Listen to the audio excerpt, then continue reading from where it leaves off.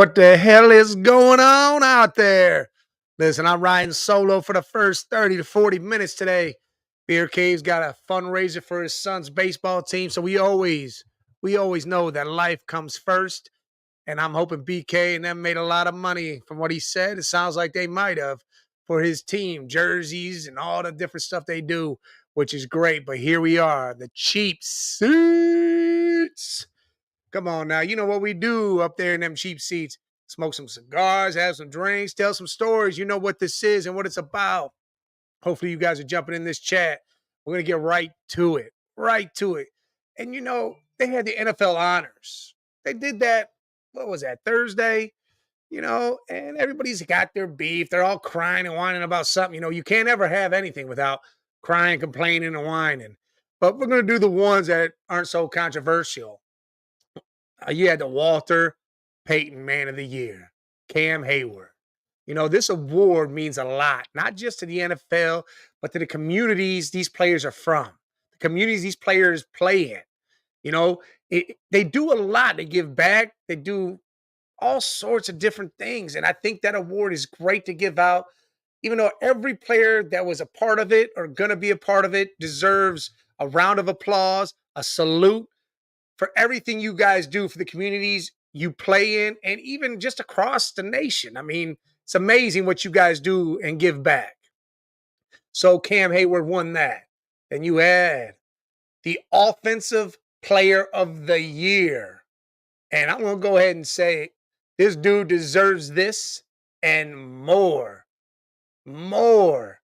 Because how do you have a running back over 2,000 total yards receiving and rushing, 272 rushes, 67 receptions, and I don't know how many touchdowns. I mean, the dude, it was ridiculous. I almost want to say it was like 24, maybe it was more than 24. 24 total touchdowns? I mean, come on, man. He put in the work. The best player on the best team right now in the NFL. You got to give it to the man. Then we're going to go to the Offensive and Defensive Rookies of the Year from the same team. It's only been done, I want to say, 4 times. If I'm correct, I don't know. But C.J. Stroud, that's a lock. There was no one else. I mean, Puka did his thing, broke receiving records and all that. But C.J. Stroud took a 2-win team, won the division, into the playoffs, got a playoff win, did the damn thing. And I mean, he is going to be elite soon enough. And everybody knows it. Everybody knows it. There's not a person doubting that. And you had Will Anderson. Did amazing things. Played great on that defense. He was hurt, had a couple games off. To be honest, I mean, that pick right there to me, I don't know. I mean, I could have gave it to him. Or what about Witherspoon from Seattle? I mean, to me, that's a hell of a pick. Jalen Carter from Philly played great, even though that team was wishy-washy and up and down so damn much. He played great. But Will Anderson Jr. got that one. And again, I'm not gonna say it's wrong. It's just there probably was somebody else that was a little more deserving than that. We're gonna go ahead and jump to the one that I'm probably the one that has the problem with. The MVP. Lamar Jackson. He had a great year. My thing is he showed us that he could throw with his arm a little more. He ran a little less. All right. But you didn't throw for over 4,000 yards. You had 3,600 yards. You had 24 touchdowns, 7 interceptions. You rushed for, 800 yards.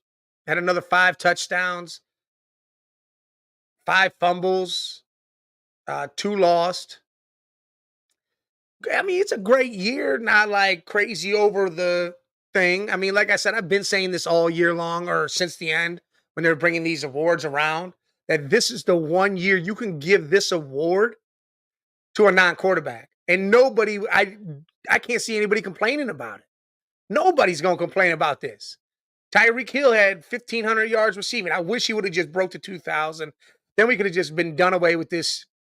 No, I know there's no complaining really about this, but I I'm not big on it just being a quarterback award.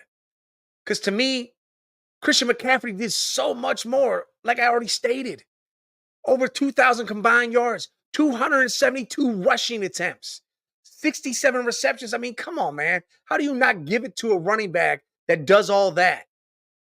I mean, he just tore it the hell up. He is the best player on that team, and they are in the Super Bowl, and they are doing some things. They've been doing it all year long.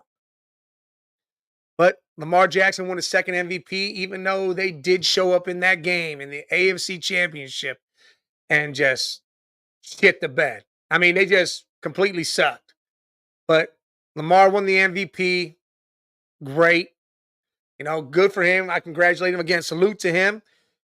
I just think it could have been a non-quarterback year. I just believe that CMC could have won it. Or, I mean, Tyreek Hill, again, he was up in the running, but someone else could have won this award. You might even said a defensive player could have been up there at some points in the year, But it is what it is. So Lamar got his second.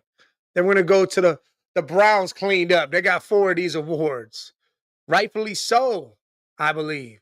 Coach of the year, Stefanski. Everybody had issues saying, well, D'Amico Ryans, 2-win team, turned it around, won division, won a playoff. Yes, listen, I'm not saying D'Amico doesn't deserve the credit or doesn't even deserve consideration because the man does.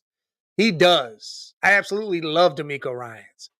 But what Stefanski did with all the injuries, and people are saying, Pittsburgh fans, mind you, that I've seen saying, oh, well, Pittsburgh did it with 3 quarterbacks. You did it with 3 quarterbacks because your quarterbacks suck. They're just absolutely trash. Like our starting quarterback went down with an injury. And then we had PJ Walker, who's an XFL quarterback. And then we had a rookie. I mean, it was a little different than what you guys, you guys don't really have good quarterbacks. And if you say you do, then I don't know. You got your own problem because Trash Bisky, come on now. Mason Rudolph showed up at the end for you guys a little bit. Okay. But Kenny, I throw all the picks. I don't know, dude. It just didn't seem like you guys had it. But Kevin Stefanski does it without Nick Chubb, Deshaun Watson, both tackles, multiple injuries through the defense.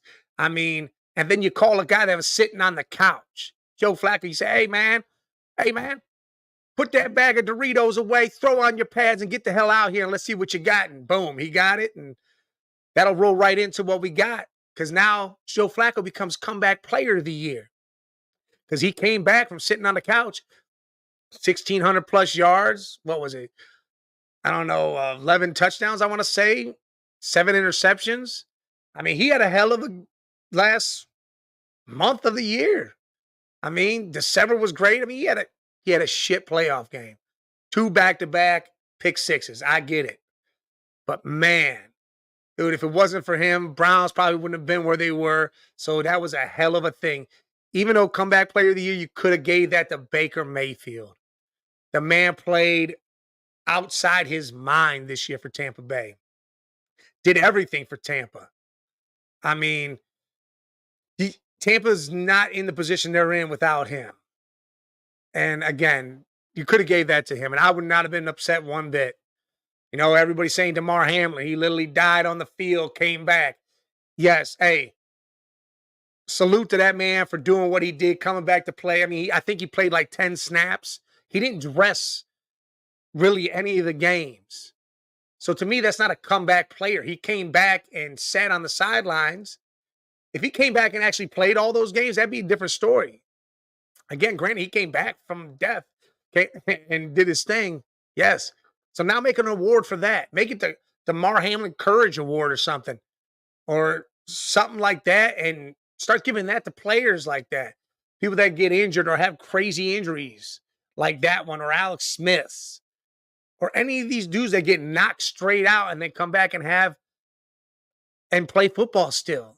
I mean, you got the means now to make an award for that and name it after the man, so you give him the recognition he deserves, and you don't have to have this controversy of, oh, comeback player of the year. Yeah, come on now. Let's give him his own award. Let's do that, because I think that's well deserved, and I think people need to be okay with that. Let's see Red Jet's in the chat. What's up, Red Jet? One more day. You got one more day of rest. And what she's saying, I'm glad to see Hamlin come back the way he did. That was amazing. You're absolutely right. It definitely was amazing. It was 100% something that we never thought was going to happen or could happen. And he came back. Played 10 snaps, was on the field a little bit here and there.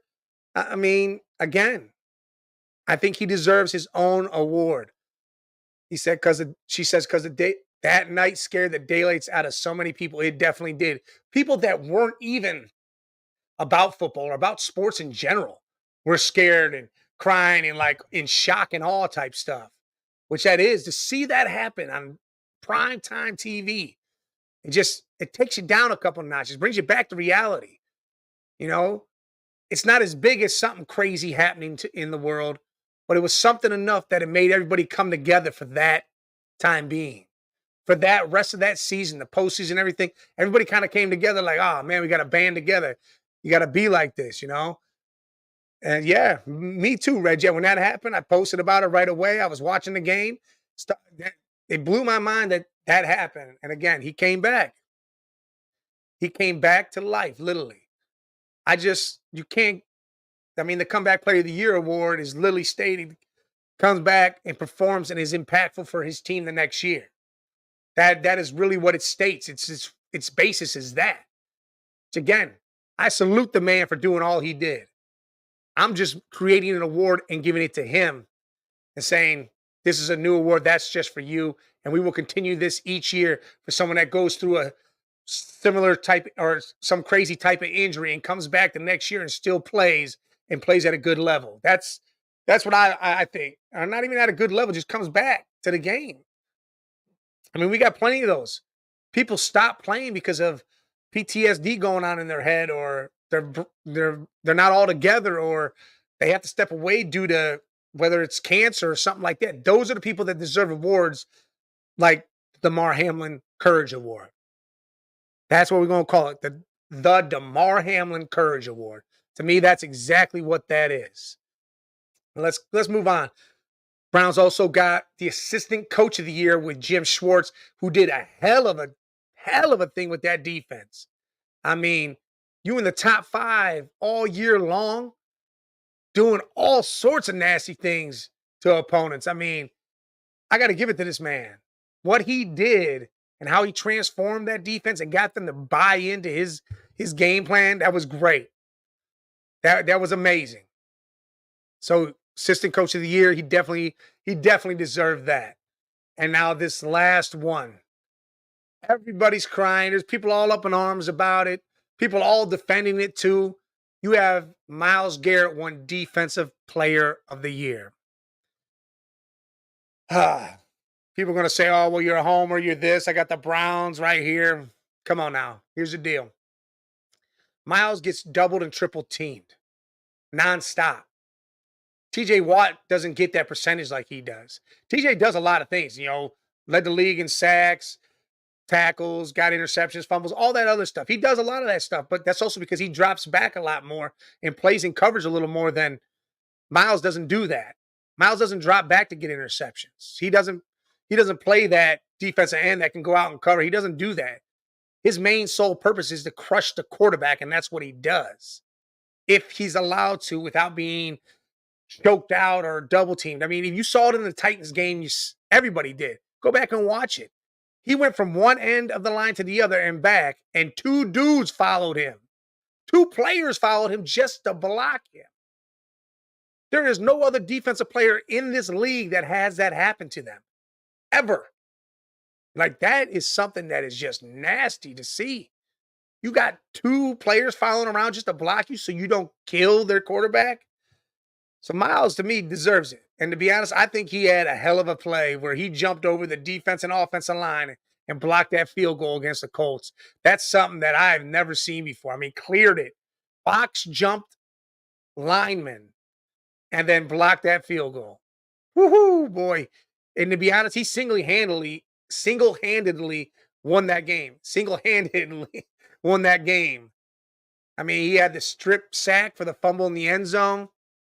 He had that blocked field goal. I mean, he's a disruptor the entire time. I mean, granted, he only had 1 sack the last so many games, but the fact that he had 14 in half the season, that's insane.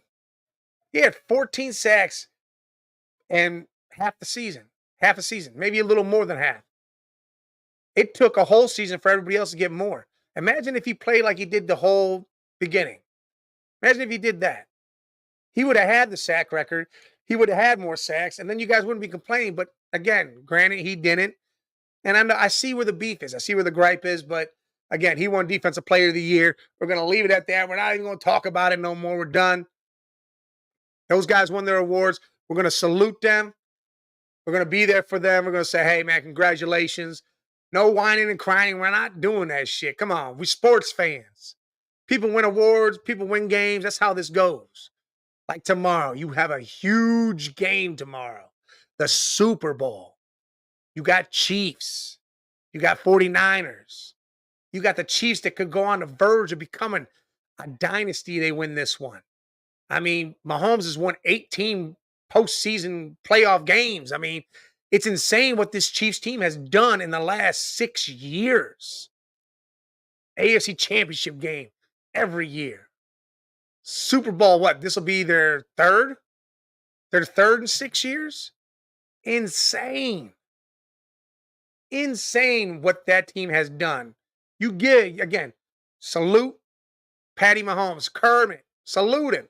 Salute Andy Reid and what he's done. Granted, do I think they took a step back this year because Eric Bieniemy wasn't there? Yes, 100%. The offense looked different. They didn't have the playmakers. But again, they also didn't have the guy that called the plays when they didn't have playmakers before, and it worked. That's what everybody keeps saying. Oh, well, Mahomes done it without playmakers before, but he didn't have the offensive coordinator that he had then. That was a big difference. And everybody said, well, Andy Reid does it all. Andy Reid just called the plays that the coordinator put in the system. Yes, Andy Reid's calling the plays, but it's still his system he's running. All the art of fighting. I'm pretty sure this is Dom, man. What's up, Dom? That's the kid. We got a show tomorrow at noon. So if you running high, you getting ready for that Super Bowl, come join us. The old man and the kid at noon tomorrow. We'll get you primed. We'll get you rowdy. We'll get you hyped for what's coming later that night at 6:30. And again, at 6:30, you got Sports Madness. We are live for the Super Bowl. We will be talking Super Bowl the whole time while it's playing, giving live updates, talking about every play that goes down and everything that needs to happen. But that's tomorrow. Today's today. Again, the Chiefs, rich in what they've done. They've done so much in 6 years. You can't, I mean, you can hate them all you want, but you damn well going to give them their props. You damn well going to salute them. You damn well going to say, Mahomes, holy shit. This man is a GOAT. He's up there. He's right on Brady's heels. That's what he's doing. Then you switch sides. Go to the 49ers. You know, these boys have done all sorts of damage in their years. Super Bowls, whatever. They got 5. This could be 6. You know, you go back to the days, Joe Montana, Stephen Young, Jerry Rice, T.O.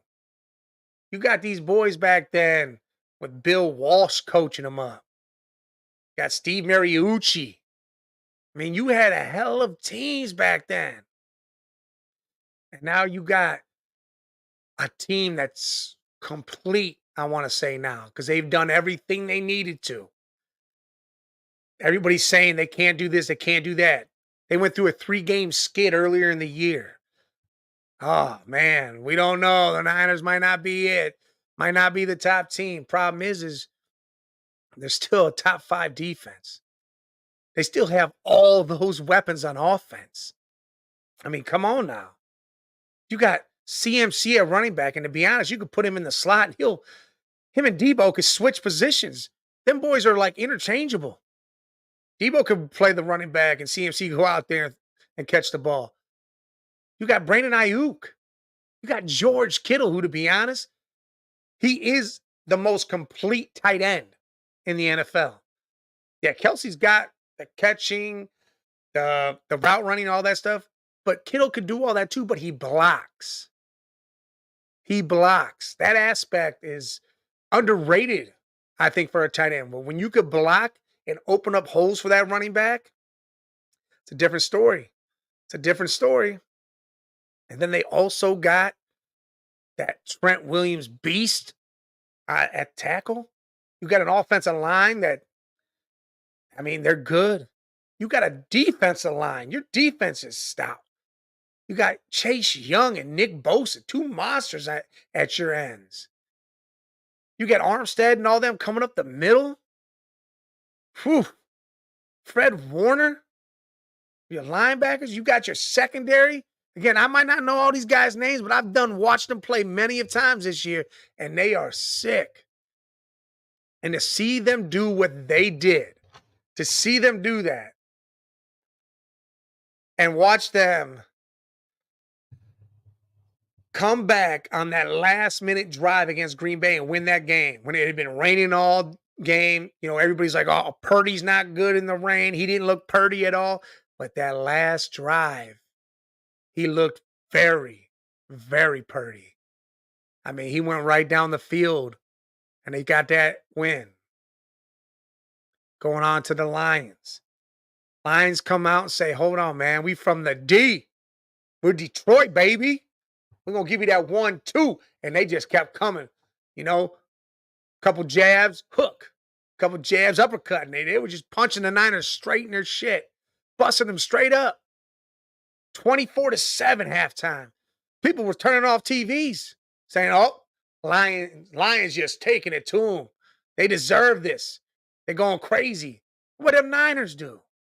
Them Niners sat back, went into the locker room, and said, hold on, wait a minute. We're starting to put some 49er in it. And they came out and started swinging. It was like the rope-a-dope. You know, George Foreman and Muhammad Ali. You know, Lions just swinging. Just going nuts. Putting the knockout in, trying to at least. Now, Niners just sitting there taking the beating. Bam, bam. Getting wrecked round after round. Then all of a sudden you saw the switch. It was like the Lions gassed, just like Foreman. Yep, he was out there with that footwork. Niners, pop, pop. Down went Foreman. Niners come back, win that game. That was something they haven't done yet. That was something everybody was doubting they would be able to do. Down double digits, come back, win that game. Nobody thought Purdy had it in him. Everybody thought Mr. Irrelevant was coming. It was coming a time for Mr. Irrelevant to be Mr. Irrelevant. But he said it quietly and all substitute teacher looking like, nope, not today. I got this. And he just worked his magic. 350 yards, couple TDs. And then the most important stat and factor of that game with him, 45 rushing yards in critical, crucial times. He took off and went down the field and got first downs and big chunks of yards so that team can continue to move the ball and get back in that game and ultimately win it. We got my boy Sean right here. Says, let's go Niners. Hey, listen, I'm right there with you. These Niners, again, they made believers out of me. And I needed to see both those games to make it happen. I needed to see that last-minute drive to get the win against Green Bay. I needed to see them come back from double digits to get that win against Detroit. Because now everybody, what are they going to say? Oh, well, the Chiefs go up on them. Okay, cool. But the Lions went up on them too. And they have tons of weapons. 2,000-yard rushers, 3 receivers, a damn tight end that's a rookie tight end, but he's going to be a Kelsey and a Kittle. And they have Jared Goff who can sling the ball and the best offensive line in the league. So, yeah, I'm not worried about the Chiefs going up because the Chiefs score a majority of their points in the first half. So as long as this game doesn't get totally out of hand, which it damn well won't, because that defense of the Niners, I think, are going to be right there with them the whole time. Everybody's going to start putting some respect right on Purdy's name. They're going to slap it right up on there because that hate's got to go away. Again, I've said it previous shows. He can go 250, 275, 2 touchdowns, no interceptions, lose that game, and it be close. As long as it's not some crazy blowout and it's not his fault, people better salute the man. People better give him his props and stop saying, oh, well, he's just this. He's just a product of the system. No, shut the hell up. This dude been winning since winning. I mean, the dude won all throughout high school. Set 30-something records in college. I mean, come on now. Sean says Brown should have still had the best offensive line to go with the best defense, but we had 3 injuries on the O-line. Listen, man, we had 3 injuries, and we literally went out to the parking lot and said, hey, you're about, what, 6'7", 350? Come on in here. We're going to put you out there. We're going to put you down there. I mean, dude, tell me how we get some dude from the practice squad nobody's heard of. Nobody really knows where he came from. You put him out left tackle, and he plays better than your starting left tackle who hasn't played good for the years since he was drafted. It's time to get Jed Willis the hell out of here. That trash can literally stood still like a trash can, did nothing. But yes, the Lions had the best offensive line because of that. And even so, I still think they might have had the best offensive line. But this game right here, people are going to be putting respect on Purdy's name. Finally, Shanahan's going to get his props too. Because people say he gets there, can't do it, can't finish the big one. Now it's time. Now it's time. Sean says DeJuan Jones did an amazing job as a rookie. No, he didn't. He did an absolute beast of a job. Beast of a job. I mean, a rookie right tackle coming in there with the footwork he has. That dude played basketball. He could have done many sports. Played basketball. He has the footwork that's ridiculous. It's like having linebacker feet. He can move them so quick with how big he is. Amazing. He was a beast. It wasn't just an amazing job. It was a beast of a job because that dude did something that no one thought. No one thought that was going to happen. And he did it against the best of them. He was chucking TJ Watt around. He was chucking half these dudes around. They weren't getting to whatever quarterback we had playing that day. It just wasn't happening. But again, back to this Super Bowl. This is going to be a good game. People are acting like, oh, well, I don't know. The Chiefs, we did all these AIs and we played the Madden thing. Listen, I'll tell you right now. What that Madden game, those AI stuff don't have, you don't have that heart, that soul in it. You can't predict what that is without that. I mean, you saw how the Chiefs gotten aggravated all year long when things started going the wrong way. Kelsey slamming helmets, Mahomes yelling at people, just all sorts of dysfunction. Lately, they've been putting it together. Beat the Bills. Well, first they took down the Dolphins and 20 below. The Dolphins were frozen. They couldn't run. The best running back duo couldn't move. Beat the Bills. And I really feel like the Bills gave them that game because coaching was just a big problem there. And then stupid penalties. Then you got Baltimore. They literally played a whole different game than they played all year. They weren't even themselves. One bit. Not one bit. Chiefs got that game. Again, I'm going to give credit where credit's due. The Chiefs won those games, but telling you, man, those teams not doing what they normally do, that definitely helped.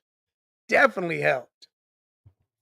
But, you can't go against Pat Mahomes. The man does wonders. Ever since he stepped in this league, he's done things that people never even thought he could do. And here he is. Again, 18 playoff wins. 6 years in a row AFC Championship game. This will be his 3rd Super Bowl win. He's been in 4. He's been in 4, if I'm correct. But come on, man. This dude is something else. Or actually, I think he's been in 5. He's been in 5. But man, this game is going to be great. I think it's going to be low scoring. Everybody else talking like it's going to be out of hand. They're talking some crazy 30s. What? I think whoever hits 30 is the winner. I think both these defenses got some skill. Top 5 defenses, both of them.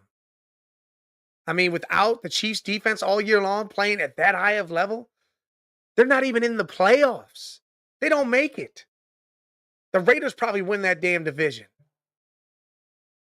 The Chiefs defense had to shut down teams in the second half all year long for them to be in the position they're in now. Niners defense has done amazing things all year long. But people are trying to say high scoring. This Niners team has been together. They've been here. Maybe not in the Super Bowl together, but they've been NFC Championship games. They've played under the lights. They know what this is. This isn't something new. Just watch. When Beer Cave jumps on, we're going to talk more about this. We're going to give keys to victories on both sides. We're going to give the one thing that will destroy the team on each side. Throw out a couple bets that we like. Talk about how we're feeling about this. I know where he's at. I kind of feel that. But again, I don't know. But here's what I want to do. Before he jumps on, let me give my shout out to these damn Cavs, baby. Tell me what these Cavs doing. 34-16? They just ain't losing. What, 15-1 in the last 16? Everybody says, oh, well, I would love to have their schedule too. Shut the hell up. Every team has a schedule or a run like this. It's a matter if you could still win and do back-to-back wins. Not just, oh, yeah, got an easy schedule. Yeah, this stretch is a little bit easy. Okay, you still got to win the games. And some of them are back-to-back. They played the Bucks 3 times. Beat them twice in this span. They took down the Clippers, who are charging to the top of the West. Again, you're playing teams that have nothing to lose, like the Grizzlies, like the Pistons. Those are the toughest teams. And we went over this last week. Those are the toughest teams to play. Like, it is hard to beat a team like that, especially on a back-to-back, because they're doing everything and anything. Them players want to play. They're trying to take you down more than you're trying to take them down. And I swear, I promise you that. Any team with a losing record where they have nothing to lose, there's no playoffs in sight, they are the worst team to play. Because that's the team you don't want to lose to, so you get nervous. You get jittery. Then the game's close and you get even more nervous. You're like, oh, no, we can't allow this to happen. We can't be the team that lost. Can't be like that. So it continues. Try to see if Beer Cave says something. Nah, but look, Cavs doing things. Second in the East. They do have a little bit of an easy stretch here. They could be, if I'm correct, 38, 39, and 16. Going into the All-Star break. Whew. And they didn't even make a move at the deadline, which I was shocked by. Absolutely shocked. I thought they were gonna grab one piece, not some major thing, just one little piece, maybe two. But there were some moves that were made, and next week we'll probably go over some of that. Hey, and next week everything goes right. I'm gonna tell you guys this now. We got our boy, the mock draft man himself, will be on, and we'll be talking draft, Browns draft, see where he thinks, see what players he believes we will grab, where we will end up. Trades that might be made during the draft, even though we don't have a pick until 54. That pick's huge for us. It's huge. But that'll be next week. We'll be talking Browns draft. He'll be on, and it'll be great. It'll be another great episode, man. Oh, Cheap Seats is always great. But let me know. You guys are in the comments. You guys are in the chat. How are y'all feeling? What do y'all got? What do y'all got to say? Red Jet, what are you feeling? You're nervous? I know you are. You're very nervous. I guarantee you are. Sean, I know you already said go Niners. What else you feeling? What you feeling about them Cavs? What you feeling about baseball season coming? That's about to light up too. That's coming. You got another month and a half?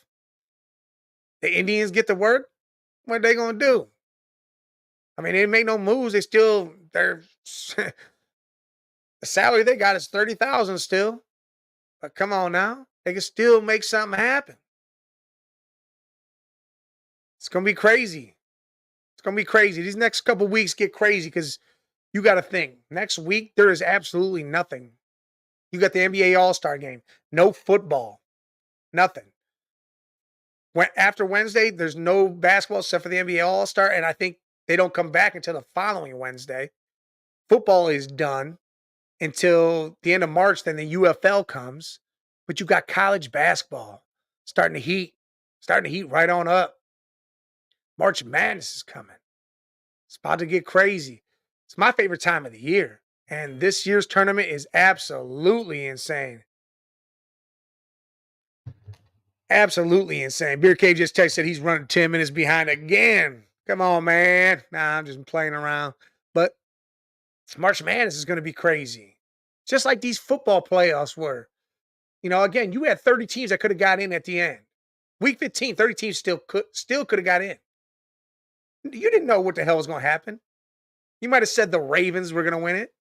You might have said the Niners were going to win it. All right, cool. Those were the top two teams. But you didn't really know how this was all going to unfold. I mean, you could have picked all that, but no way. The things that happened, I loved it. I loved this season more than anything in NFL. Loved it more than any season I've been a part of or talked about or seen in a very, very long time. And college basketball is doing the same thing. Top teams, top 1 through 25. Top 25 teams are losing. Every other week, 25 is getting shifted. So now what's that mean? That means when they go into the tournament, you're going to have teams that probably should be a number 1, number 2, number 3, and they're going to be down lower. And they're going to be that team that, oh no, they're going to get it together and they're going to come storming through. You're going to have a 14, a 15, a 16 seed probably win. Because again, as we've seen throughout this whole college basketball season, teams are losing that shouldn't be losing to teams that shouldn't win. But everybody's playing tough. Playing tough. I mean, Kansas lost to Kansas State last week. I was watching that game. I didn't get to see the end, and I saw that. Look, K-State took them down. I mean, Purdue's lost. Every time they hit the number 1 seed, they lose. Every team that becomes a number 1 seed is lost. They lose almost instantly, too. It's not like they're a span of months. They lose almost instantly. It's like that next game. That following couple games, they end up losing. This March Madness is about to be amazing and great. It's going to be hella good for betting. Hella good. Get ready. Get ready. Because you're going to have teams in there that you can't believe are in there. Then you're also going to have teams that lose in that first round that you're like, no way. And then you're going to have teams that are, again, like I already said, that are lower seeds that probably should have been higher in the top 4 that are going to run through their bracket. And it's going to be nuts. It's going to be nuts. But come on, Chad, what y'all got to say? What y'all got to talk about here? I know you got some frustrations. You got some bragging to do. You got some complaining to do. Every sports fan does. I mean, again, the awards, you know, I told you my piece about them. Told you how I felt about them. Everybody griping. Defensive player of the year. Come on now. Enough of that. Enough of that.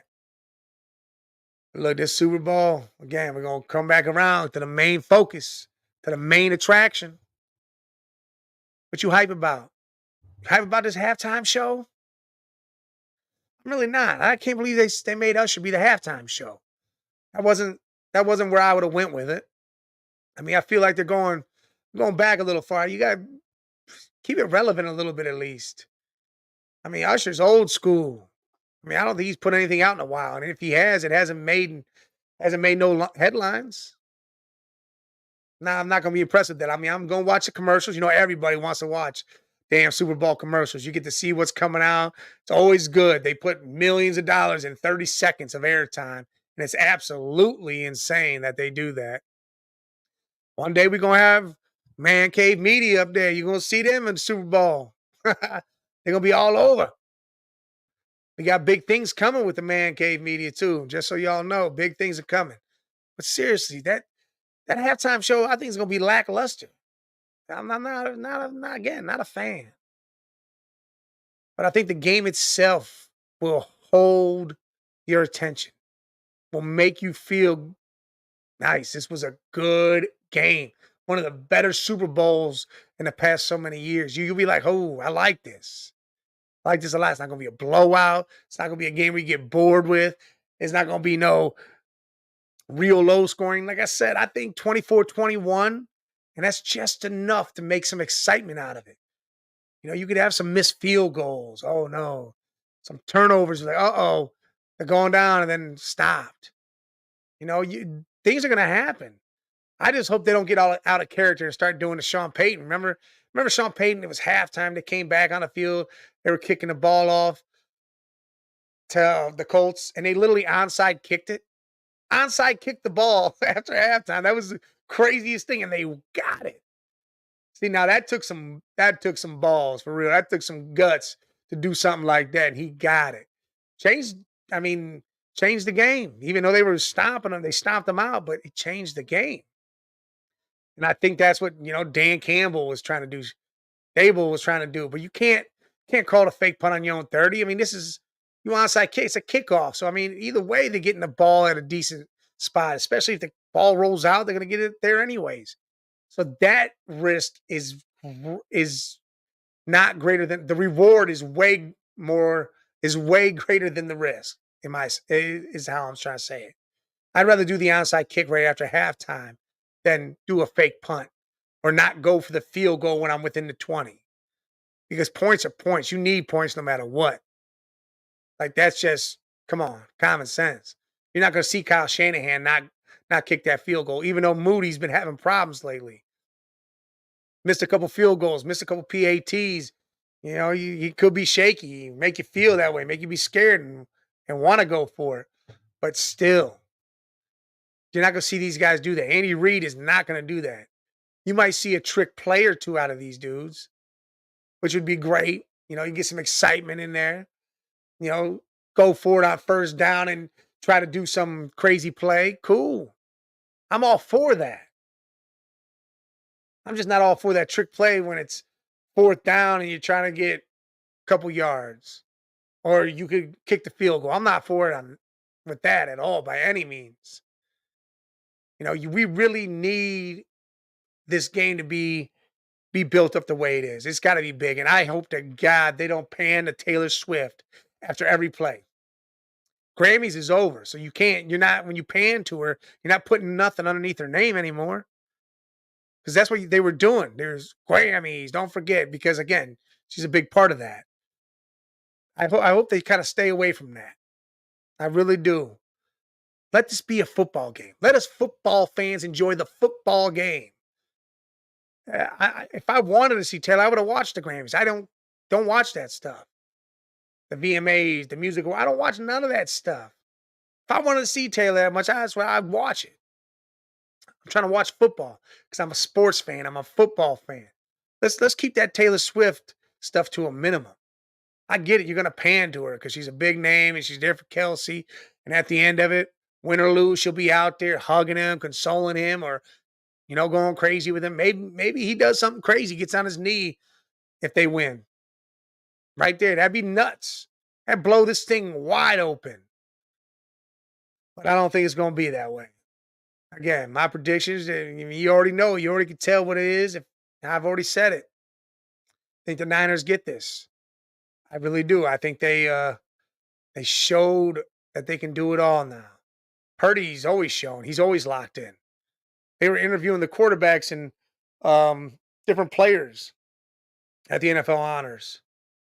And he just stared. You just saw his face. Stone cold staring.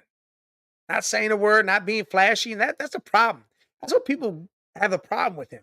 He's not flashy. That's what Cam Newton's saying what he says. All these other guys saying what they say because he's not flashy. He doesn't say things that make you jump out your seat. Oh, my God, I can't believe he said that. Oh, man, he said this. He just plays the game and wins. That's all he does. And people are hating on him because that's what he does. I mean, it's insane that that's what it is. It's insane. Oh, look who decided to show the hell up. What up? Oh, Beer Cave. What up, cheap seaters? Sorry, Oh, y'all. man. My apologies. Had a prior engagement with my baseball team. That's all right. It's all right. Life before this. We raised a lot of money, so it was cool. How much you guys end up raising, you said? Almost $2,000. Nice. Nice. That's always good to raise. God damn it. To Well, dude, raise. like, we have to pay for our uniforms, our practice facilities, our snacks. Like, we pay for everything ourselves. No, so that definitely helps everybody. Yeah, dude. Parents, you know what I mean? It's great. But what up, bro? What's going on, my man? You know, chilling. Happy to be here. I rushed in. Let's do this shit. I missed my cheap seaters today. All right, well, I went over a lot, but I'm going to go back. I figured. Because I want to get your opinions. You know, you probably have one. Nah, maybe one or two. All right. Well, we're going to go to the awards. We're talking about what? Tennis? Tennis. No, we're doing water polo. There's nothing water polo tomorrow, right? Yeah, it's a big match. You know, you got the ATP Pro-Am. Listen, I can't even lie to you. I actually watch tennis. So do I. That's no problem with that. I watch it too. But I don't know if there's anything big happening. No, the French Open just ended tomorrow, right? No, it's flag football. Who is it? Who's playing? Panthers and Bears. Bears tomorrow. They play to see who gets the first pick. Dude, they should do that. I think that's a hell of a thing to do. Not to change the subject real quick, but that would be sweet as hell. Oh, it definitely would. It'd be amazing to see that something, or have like a losers bracket and have like. Well, dude, throw the Pro Bowl out, and the week that you take off before the Super Bowl, the two worst teams play each other. The winner gets first pick. Later. That would be crazy. Do that because then at least you get some real meaningful. Bro, that'd be badass, dude. Anyway, so yeah, there's a game tomorrow. There is. It's going to be a good one. I really do believe that. I think it's gonna be a good game. So do I. Before we get into that, even though I've already shed some light on my way with it all, let's go ahead and go over these awards. All right. The first one I'm going to put out there. There is no controversy. There's nothing. There's just always a good salute. The Walter Payton Man of the Year. Hey, to anybody that gets that. Exactly. Cam Hayward won it. Hayward's a good dude. He is. Ohio State alum. Again, you can't say nothing bad about anything, anybody. Even all the finalists or all the people that were involved in it. I mean, that's a salute to all of them. I was just going to say that. Salute to the finalists as well, because you got to be somebody special to even be voted as a finalist for that award. Yep. Yeah. Batonio, I think, was from the Browns, wasn't Batonio? I think it was. No, I thought it was White Teller. No, I think it was Batonio, dude. Hey, he's been nominated for that so many times then. Well, I seen him in a suit, and I was like, oh, my God. Like, maybe he was. If he was there in a suit, maybe he was. Yeah. Anyway, it's pretty cool, though. That's a hell of a thing to be, like, you know, even up for that award. So props. Yes. For all you do for your community. Like I stated this earlier, all the things you do and give back to your community that you plan or that the community you're from, that's something big. That's huge. And you know what? These are dudes doing it without cameras on them. There's no media coverage. They're not doing it for publicity. They're just doing it because that's what they want to do. Yeah, they're not doing it for likes. They're not doing it for button pressing, none of that. They're doing it because they have the means to do it and they want to help others. Correct. Love it. Big salute to them. Definitely. Yes. All right. We're going to go offense and defensive rookie of the years. You have the Texan boys, C.J. Stroud and Will Anderson. Where are you at with this? Dude, I can't argue at all. I mean, first of all, offense, hands down, it's not even a discussion. Not even. Yeah, honestly, there's nothing to even talk about. That dude came in as a rookie out of nowhere. turned no-name receivers into studs, dude. You know, and took his team to the playoffs, and everybody was predicting, 4 or 5 wins maybe for the year. Yep. And went past the first round. Props to Stroud. Defense, I don't know. I think you could always argue that Rookie of the Year could go somewhere. It could go here. It could go here. Hey, congratulations. You won it. You both were great rookies. I'm not taking anything away from him, but I feel like defense, you could always kind of argue a little bit. You know what I mean? I've said the same thing. It's hard to put a lineman up against a linebacker or a corner, or how do you judge that? Well, so the corner has 10 tackles but 4 picks. The lineman has 14 tackles and no picks. And you know what I mean? How do you judge and vote for that? I think that's a hard thing. I think they say impact wise is how they go really based on that. I agree, but you know what I'm saying? That's a hard thing to you can't even look at stats because you're judging all these different positions. Mm-hmm. You know what I mean? A corner that's really good has 1 pick because nobody throws at him. That's what people don't understand. When you were shut down corner like Darrelle Revis and all them were, Dion, everybody, they didn't have a lot of picks because nobody threw their way. Listen, their shut down corner means there's nobody open. It's Revis Island because nobody went there. Yeah. He's all alone. Right. And I had 14 picks last year. That's because you suck and the quarterback kept throwing to you. But hey, granted, you were able to catch the ball and you turn it into correct. Yeah, I'm not taking that part away from it, but I don't know. Like I said, I think there's so many different ways to judge defensive player of the year, defensive rookie of the year. It's just a lot of, you could go so many different ways with it. But I think it's really cool. Obviously, the Texans were that GM right now is just walking around look at me, dude. Look who I selected. Yeah. You know what I mean? Look, Red Jet says Dion and Darrell were dogs and nobody wanted to mess with the rabid dogs. You're right. Exactly. Nobody wanted to touch them boys. Exactly. That's what made them that good. Just like Denzel Ward's got the nickname Warden because, he's judge and executioner out there and make sure shit's the way it is. But then you hear the half-assed football fans go, dude only had 3 picks this year. Well, because he was only thrown at 7 times. Or you know what I'm saying? His percentage of throwing is different, yeah. Yeah, you can't be a half-assed fan and say stuff like that. If you don't know the game, I don't know. You have no reason to talk. You got to be a fan of the game, not just a fan of your team. Correct. And you actually have to know the game. You have to know that Ward had a tackle and a batted ball yesterday, but he was only thrown at 3 times. Yeah. You know what I mean? That's pretty huge. And his receiver had 0 catches for 0 yards. Yeah. Or even if it was 3 catches and then 8 yards. Yeah, you know what I mean? So that's 100%. Sorry, I didn't mean to jump all over the place. No, you're good because I said Devin Witherspoon from Seattle could have won that award easily. Agreed. Jalen Carter, the defensive lineman from the Eagles, could have won that award. See, and that's where what you said, impact. Jalen Carter had a hell of an impact on that defense. Yep. So that's where it's hard to pick. You know what I mean? It is. That one's pretty much a team that went 2 wins, defense and offense steps way the hell up. That's. And I think that leans the vote that way. Yes. Which I don't have any issue with that. You know what I mean? No, hell no. By no means. No problem at all. By no means. If you got 2 dudes that are like this, and this dude took a 3-win team and he played so well that they won 10 games, then I'm going to give it to this dude. Yes. Agreed. That's just my thought. Now we have an award that nobody really griped over. I did, but that's just me. I'm going to gripe too if it's the one I'm thinking.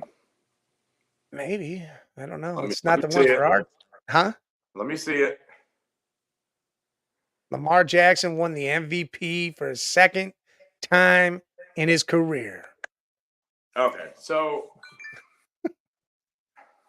before I say anything, I'm gonna put it to you. Let me hear your gripe. All right, listen.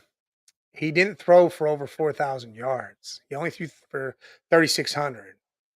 He had.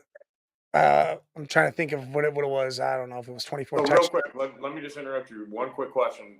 Okay. Piggyback off of what you just said. Do you think the game has gone so far that if a QB does not throw for 4,000 yards, that he had a bad season? It's not that he had a bad season. I just don't think it was MVP season. I'm just asking, kind of, you know what I mean? The game has like it's The game has developed. evolved where if you're not throwing for damn near 5,000 yards, you're like, well, he wasn't that great. Correct, but if you threw for 3,800 and you ran for 1,200, that's Yeah, all if I'm you ran for asking. 1,200, Is that's that? different. His total yards were 4,400. Mm-hmm. And then he had, I think it was 29 total touchdowns between rushing and throwing, 7 interceptions. He fumbled the ball 5 times, lost 2 of them. Because he runs like this. Yeah, he's carrying a carton of eggs. Yep. Everyone says a loaf of bread. I say carton of eggs because you barely squeeze that thing because you don't want to break them damn eggs. Exactly.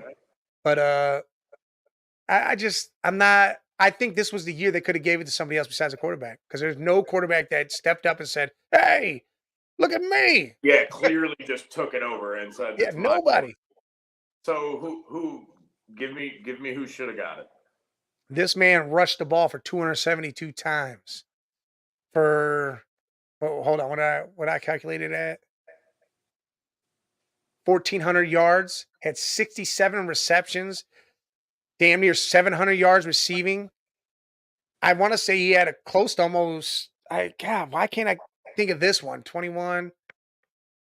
I think he had 25, 24, 25 total touchdowns between receiving and rushing. I mean, CMC, Yep. Yep. 2,000 combined yards, best player on the best team. So this year again showed me that that's why these awards mean nothing to me. I feel like MVP, it almost doesn't matter what anybody else does. It's going to go to a QB. Do you know what I'm saying? Yep. So I'm not going to jump the gun because I was going to jump the gun on one of these awards too that I just think was complete BS. But I don't know. That man was an absolute beast this year, and I don't know how he didn't. I don't know how you didn't hand him every award. I just don't. I don't know. And it's not like we were saying like we're the team was better than the other one. They're in the damn Super Bowl. And the dude had one of the greatest like running back seasons you'll ever see. You may never see a season like that again. Even from him, that's how good his year was. You know what I mean? His year was great. I mean, you might see a guy rush for 2,000 yards, but he's not going to have caught for damn near 700 yards. Exactly. But again, he had a touchdown, I think, in every game besides one. Didn't he? Wasn't the streak like 13 consecutive games or something like that? He missed the record by like one game. No, I thought he got it. No, he missed it by one. Oh, really? I For forget some what it reason, I thought was. he got it because then, all right, that was the one game he didn't, and then he got touchdowns the rest of the games. Right. So the next 6 after that one, he had him again. But I don't know. That's insane to me. It's crazy. Yeah, because I think he had 7. It's not like the tush push where he's getting all his touchdowns from the half-yard line. Like No, he's getting now 20-yard touchdowns, 30-yard touchdowns. Exactly. Correct. So we both are right there on the same thing with that. Yep. All right. I'm going to put this one up, but we're going to go one by one with it. Okay. Because the Browns had a hell of a showing at these awards. Yeah. Here we are. We're going to start with the left side. Kevin Stefanski, Coach of the Year. People had their gripes about it a little bit, saying D'Amico Ryan should have got it. Dan Campbell, this and that. I heard a Steelers fan on TikTok. I saw a video where he was saying, "Oh, well, us Steelers did it with 3 quarterbacks." Dude, your 3 quarterbacks sucked and they were benched. They were benched constantly. Correct. You did it with 3 quarterbacks by choice, not because they were hurt. You did it by choice. And you guys made it again. It was benched. You were benching. The only person I would put right next to Stefanski that I would have been either way was D'Amico Ryan. Yes, D'Amico Ryan. I give him all the props in the world for that. Because what again, he did with that team. A 3-win team. You know what I mean? And Jesus Christ. I mean, now what scares me a little bit with them is now their expectations are like here. You know what I'm saying? hopefully, and you even as a coach, you got to pray. Man, I hope nobody gets a sophomore slump. Me, coordinators, Stroud. You know what I'm saying? I'm not saying anybody will, but dude, you went from like nobody cares about you to next year everybody's going to expect you to win, 10, 11 games now. Yeah. Look, Red Jet says Kevin Stefanski did a phenomenal job with the Browns and essentially resurrected Joe Flacco. And you know what? Hold on, we're going to talk about Flacco in a few minutes. Because I am not. I appreciate what he did, but I am not on the Flacco train. Well, we'll go right into that. Since you brought up Flacco, he won Comeback Player of the Year. Complete bullshit. Oh, so who do you feel should have won that? Baker. That was Baker's award. Wholeheartedly, no fucking questions asked. Shouldn't even have been a vote. You know what? How in the hell you give that award to somebody that played 6 games over somebody that played every game and went way above expectations? Again, took his team to the playoffs, won a game. You don't count the playoffs in this. But I get what you're saying. I'm not saying that you do. It's the same thing with Stroud. Like, took a shit team and, did something. That's Baker's award. Here's my thing, though. You can't give it to somebody that played 6 games over somebody that played 16 games. Say Joe didn't play those 6 games. We're the Browns. That doesn't matter. That's what they based it on, though. See, and I don't know. Again, see, because of how impactful he was to the team he was on. They based it on that. And then what happened? What happened to the most important in the playoffs? Game? Yes, the most important game that he played. What happened in the playoffs? Yes, but again, this is a regular season thing. This ain't a playoff thing. He showed you Flacco. Yeah, well, he didn't do it during the regular season, though. Listen, I'm not like 100% disagreeing with you. Oh, I get it, though. The only issue is that you gave the award to somebody that played 10 less games, and the guy that played 16 had a hell of a year, dude. 12 less games. He had a hell of a year, dude. Like, for real. Hell of a season. To me, Baker should have won it. I'm cool with Flacco in it. Baker had a complete season of doing what he did. The DeMar Hamlin guys out there, again. I see, and he's not on my list. No, and listen, I'm not going to say coming that back what he did. That's sweet, cool, but dude, you're a practice squad player, cool. Like, I'm happy for you that you like beat, the hard stuff and all that. But comeback player of the year, I got to play. and that's my whole thing, because I said, look, he came back from death, sat on the sidelines, played like 10 snaps, did all that. There needs to be his own award, the Courage Award, for players that come back from crazy injuries or something like that and win. And name it the DeMar Hamlin Courage Award. And that'd be that. Yes. That's what I said that earlier when I was talking about it, because that's how I feel. And do you know what? If there's a season that nobody comes back from something like that severe, nobody gets it. Don't just give it to somebody. Oh, yeah, that's not just an award you hand out. That's what I'm saying. Like, don't just give it out just because. Nobody gets it this year. Like, okay, it doesn't have to be that serious either. It could be torn ACL week 1, and then come back in the following season and rush for 1,600 yards or something. Now, I mean, they're going to say that's a comeback player. Then Nick Chubb comes back next year. That to me is that type of injury. I'm not talking about like heart attacks and stuff. I'm totally with you. Yeah, or you can go that way. You can go that route with it, like Alex Smith. He came back from having his leg snapped in half.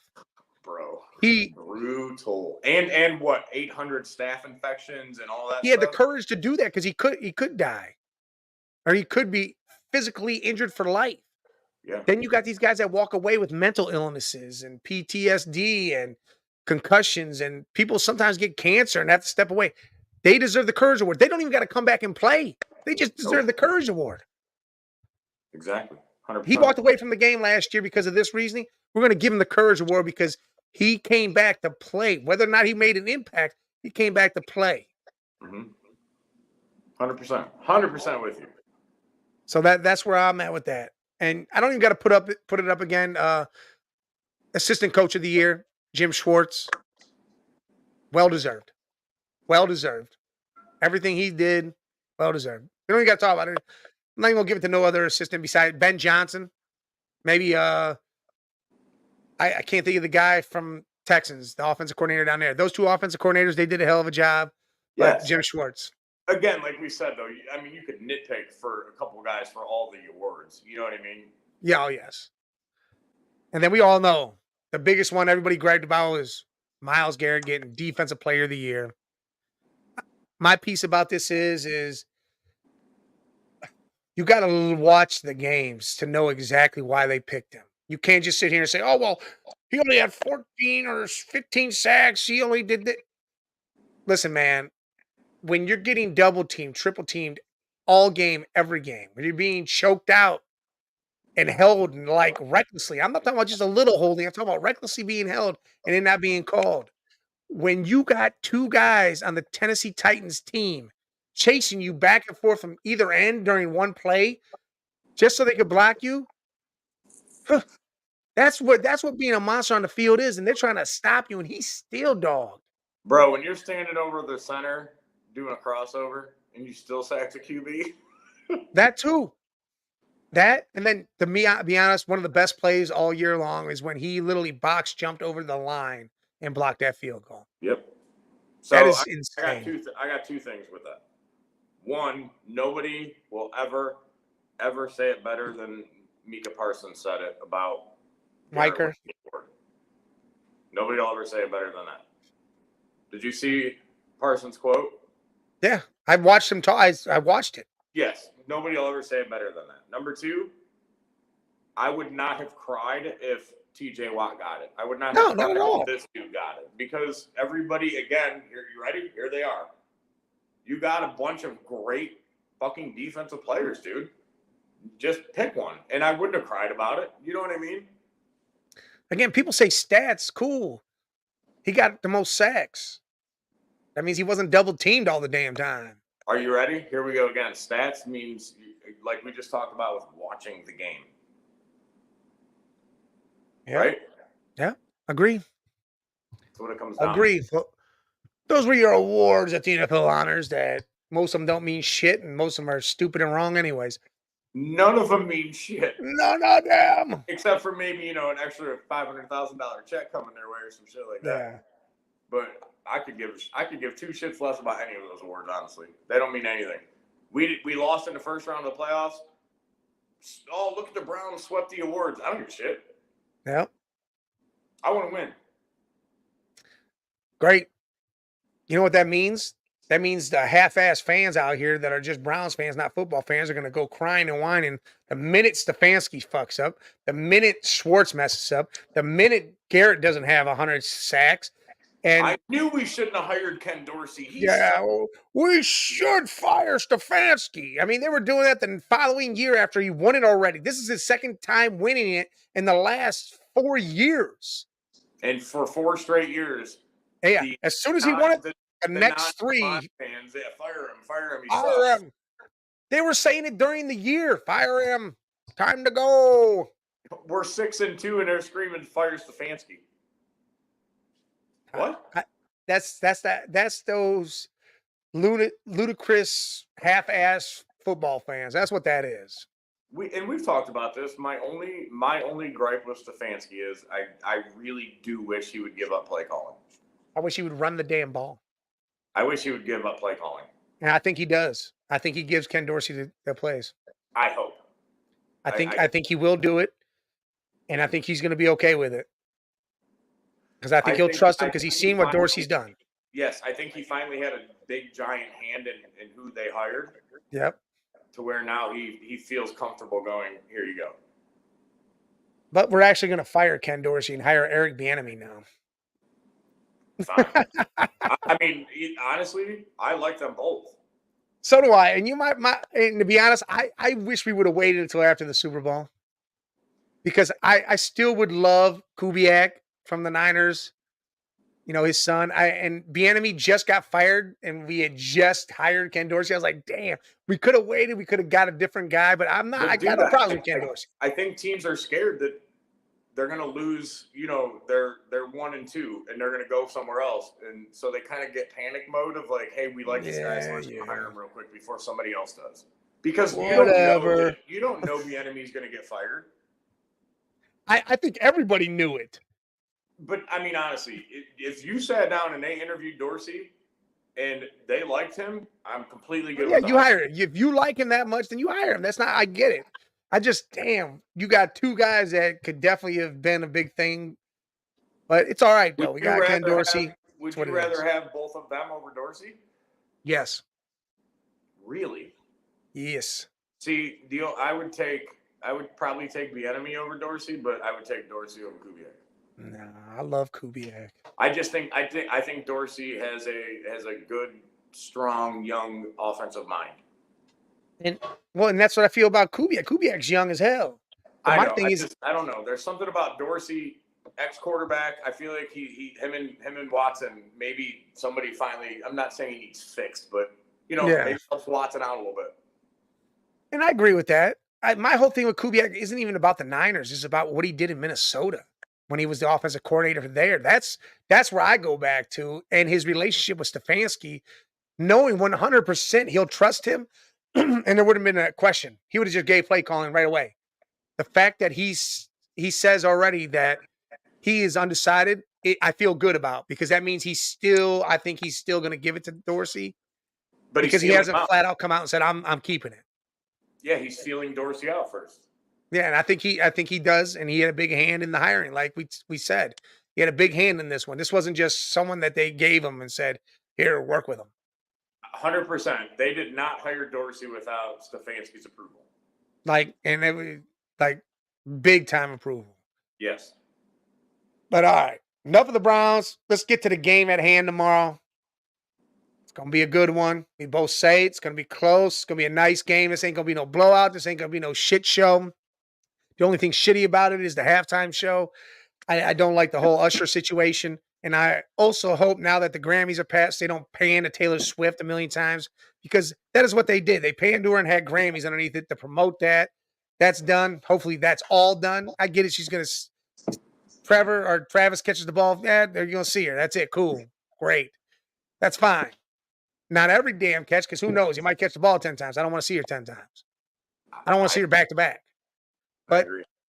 Listen, again, there's never going to be a better halftime show than Dre, Snoop. Oh yeah, that was classic. Dude, there's never going to be a better halftime show than Purple Rain or Michael Jackson. I mean, dude, when Prince played Purple Rain and they rained, it was Purple Rain coming down while he was playing. I can't do the Prince stuff. I can't. I could totally do that. That was a hell of a halftime show. I can't do it. That was one of the best halftime shows ever. That's when I cook some more cheese sticks, heat up the wings. So you need to watch it. Go back and watch it. You'll be entertained. I can't do it. I can't do it. You can. Can't. Prince is good, man. You don't like Prince? No. Nah? No, not at all. Nah. Not at all. Hating on the culture here. Not the culture, just him. Wow, what don't you like about him? I hate his music. I don't like any of it. You hate it, or it's not your type? No, because I listen to everything, bro. Yeah, but I mean, I'm saying it's not like Prince is. I feel like Prince has got his own type of music. Right? It's his own thing. I would agree with that. I don't know if you put anybody kind of in that category. Maybe it is. Maybe it's just not for me. I don't know. I think he's a weird fucking dude. I think when you change your name to a symbol, I think, what the fuck is wrong with you? What? Because you're rich and famous. So look at me. Now I'm this weird. What is that? A music note? You're so cool that you changed your name to a fucking symbol? Like, I'm pretty sure that's a music note. I thought it was. You're an idiot. I don't care what the fuck it is. You're an idiot. All I know is he's so damn talented. Was. Whatever. That dude could play every instrument. Like every single one of them. So could Phil Collins. Yeah. And everybody loves Phil Collins. Yeah, see? Love some Phil Collins, dude. Exactly. And you know what? The only reason why Phil Collins is relevant in Cleveland is because of the damn Baker thing. Oh, listen, dude. Phil is great. Don't get me wrong. Genesis, all right, all that's great. But, dude, I need you after this show. Go look up a song called While My Guitar Gently Weeps. Right? Great, fantastic song. Fantastic song. Look it up with Prince playing guitar during that song. You're going to make me watch Prince. He doesn't sing. Listen, I'm going to do it, just for He you, does bro. not sing. I'm gonna do it though, just for my brother. That's the only reason I'm gonna do it. Dude, I'm telling you, you'll be like, what? So It'll blow your mind to see this man play the guitar the way he does. real quick on the music thing, I just seen the preview last night for the new Bob Marley movie, and I think that's gonna be great. Did you see Oh, that? dude, these biopics of the musicians are always great, like Bohemian Rhapsody. I think that was great, dude. Agreed. And I'm not a Queen fan, but the movie Exactly. is Listen, fantastic. I like Queen songs and shit. I wasn't a huge Freddie Mercury or whatever, but dude, that was amazing.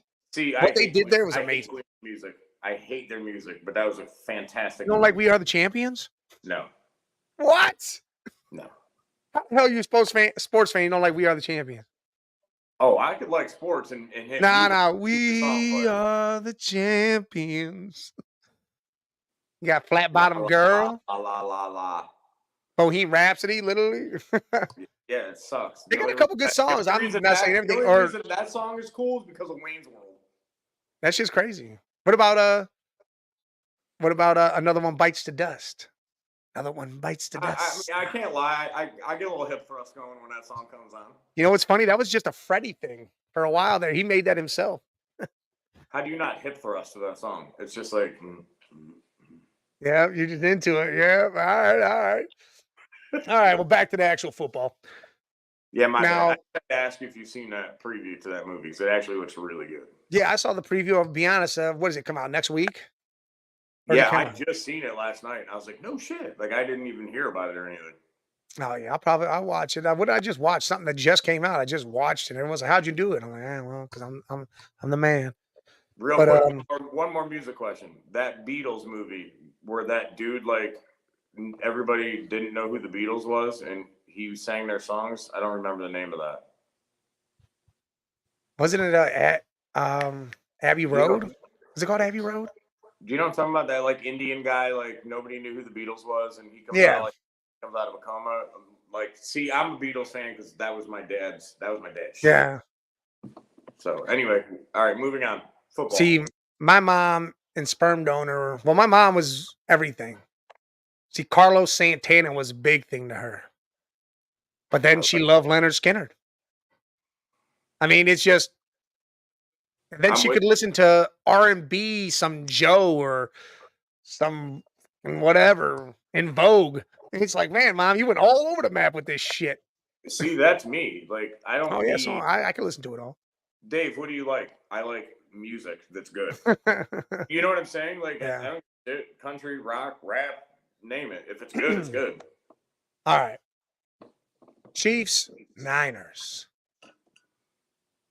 Great teams, great organizations overall throughout the years. Great fan bases. Fan bases. You got what the Chiefs have done the last 6 years.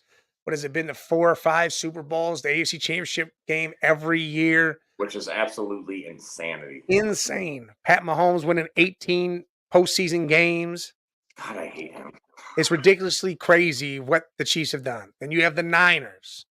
You know, this could be number 6 for them overall. They put this team together and they're running with Mr. Irrelevant at the helm. Yeah. You This know, is their Tom Brady. and this is what's going on. And the dude shows up. Like I said, we discussed his khaki pants, substitute teacher like.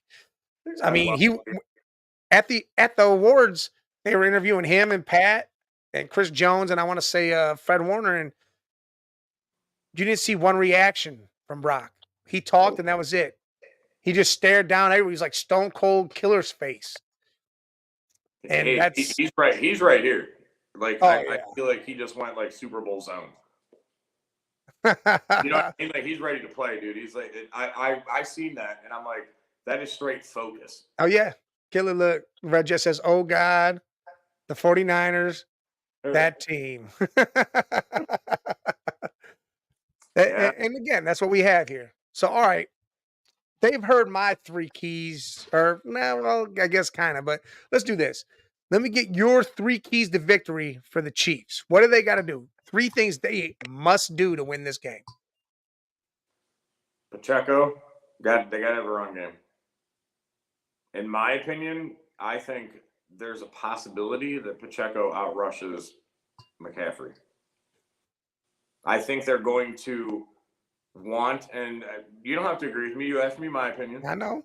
I think they're going to want and need the run that much. And Pacheco's he's a beast too. You know what I mean? He can definitely he can break something out of nowhere too. Number two, I mean you have to stop McCaffrey. You have to slow him down, right? Ayuk's great, Debo's great, Kittle's great. McCaffrey's going to beat you. Mhm. I like those other three, but I don't think they beat you. McCaffrey beats you by himself. Yes.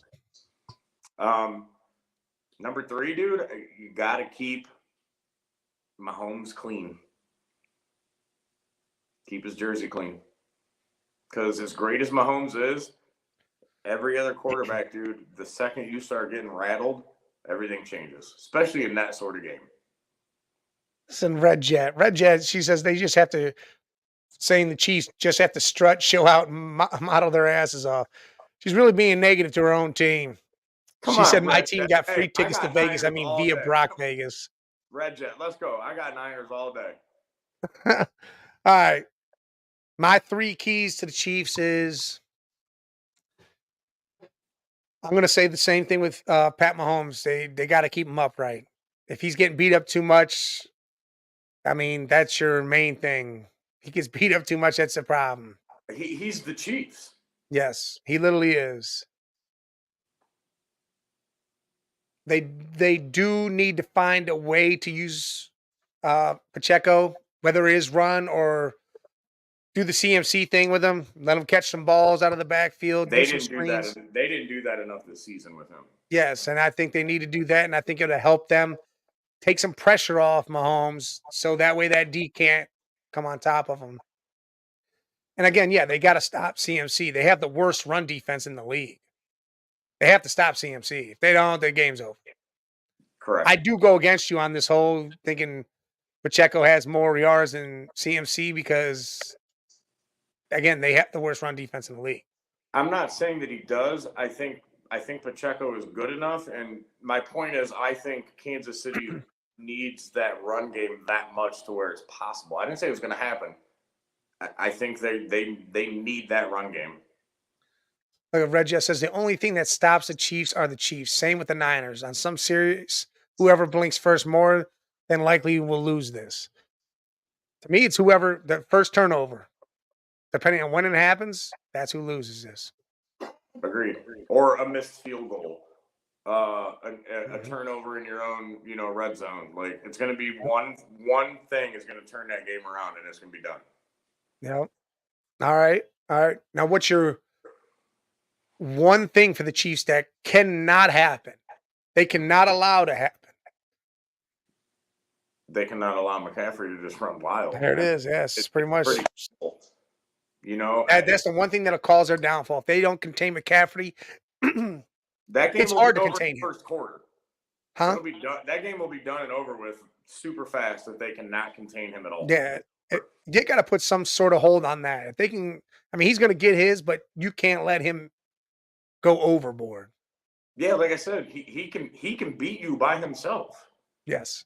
Let him rush for his 100 yards. That doesn't mean that he beat you. You know what I'm saying? Yeah. You got to contain him, not stop him. He can't have 200 all-purpose yards. Exactly. 100 he can't have that. Rushing, 57 receiving. Yeah, he can't have that. And on top of that, if he's doing that well, Purdy is comfortable as hell, and he's just it's over with. Yep. All right. So now we're going Niners side with it. 3 keys to victory. I mean, we talked about number CMC. 1. You know what I mean? That's CMC. Listen, he's not their team, but he's that good. Yeah, he is. He Shanahan, really that's is. how Shanahan runs. That's what he uses. Good. And I think Shanahan's scheme helps a lot. He's got a hell of a scheme, dude, and it works. I'm not saying McCaffrey's not great. I'm not. Oh, yeah, no. He fits in the scheme so well that it makes it that much better. Correct. You could put somebody else in there, and they're not as good as him. Just because the scheme's good doesn't mean that the player's that good. Yeah. You know what I mean? Dude, listen, if you stop Kelsey, you stop the pass game. I don't think the trust is there. I don't care what anybody says about Rice and Sky Moore and pick a poison. There's no trust there with Mahomes with those other guys except for Kelsey. All right. He's going to get his catches, hold them to 6 catches instead of 12. Hold him to 68 yards instead of 115. And I think that squashes Mahomes. Like, all of a sudden he's going, oh, shit, what do I do? Yeah. Again, and I hate to, back it off the Chiefs. You got to keep Purdy clean, too. Listen, their offensive line on that side is trash. And you have Chris Jones and what's that other dude's name that's rushing on his side with him? I can't think of his name. But you got those two guys going up against the worst right side of the offensive line in the NFL. And if they can't figure out some sort of scheme to block them two, Purdy's going to have a long-ass day, bro. And if Purdy starts getting grass stains all over himself, Chiefs got the game. All right. All right. I think Purdy being clean is more important than Mahomes being clean. Just because that offensive line is that bad in San Fran on that side, and you got some hella pass rushers going up against that shitty side of the line, dude. And the only reason why they're that bad, there's rookies over there. They had some injuries over there. I'm not nitpicking the players. Just you got two hella rushers going against those dudes. I'm going to say they held up their own against Aiden Hutchinson, though. They did their job against Aiden. Agreed, but it's just Aiden. You have. Well, they had the other guy on the other side when Trent Williams was taking care of him. But it's Chris Jones, and I can't think of the other dude's name. I know who you're talking about. They line up next to each other. It's not. Yeah, one's a tackle and one's an end. They're nasty. I'm going to say for the Niners, I mean, contain Kelsey. Contain Kelsey. Do whatever you got to do to make it to where he gets frustrated. Because once Kelsey's frustrated, then he's not catching balls anyways. Bro, you can see the second his frustration starts. Yeah. You can see it on the TV. And I'm not talking about anger. I'm talking about frustration.